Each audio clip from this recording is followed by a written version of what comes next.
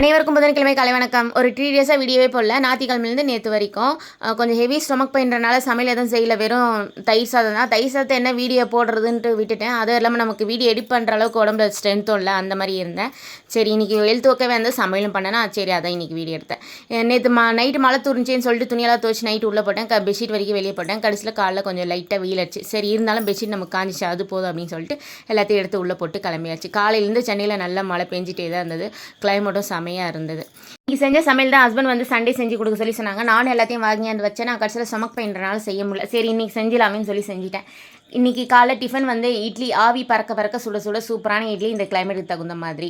மதியானத்துக்கு வந்து சாப்பாடு வத்தல் பொரிச்சிருக்கேன். அப்பளம் விட எனக்கு வத்தல் ரொம்ப பிடிக்குமா, அதனால் வத்தல் பொரிச்சாச்சு. அதுக்கப்புறம் வெஜிடபிள் குருமா தான் இன்றைக்கி வச்சுருக்கேன். காலைல டிஃபனுக்கு அதே, மதியானம் சாப்பாட்டுக்கு அதே. செம்ம டேஸ்ட்டாக இருந்துன்னு சொல்லிட்டு ஆஃபீஸ்லும் பாராட்டினாங்க, ஹஸ்பண்டும் பாராட்டினாங்க.